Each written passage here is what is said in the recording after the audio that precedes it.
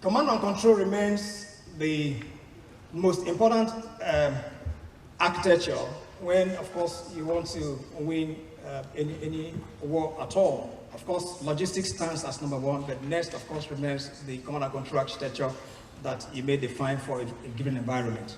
And so I also felt that, for us to look at command and control, we must look back in history to the wars that were fought in Africa, and then, of course, during, of course, the pre-colonial era, as well as the colonial era, and even the post-colonial era. And of course, there are notable individuals that have had to, command operations even during these. Showcasing the Nigerian Army capability in special operation using motorcycle troops, snipers, and grappling troops from the Nigerian Navy helicopter.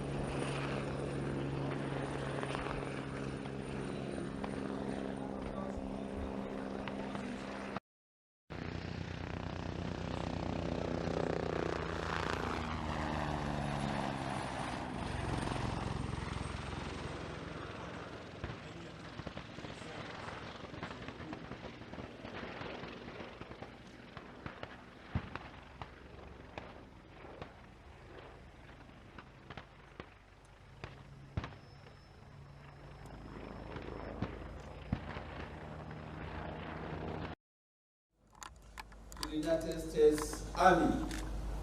United States Army.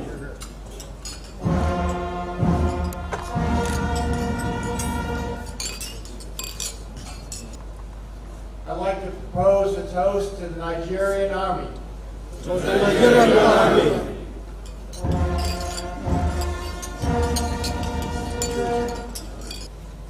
I propose a toast to the African Land Forces Summit.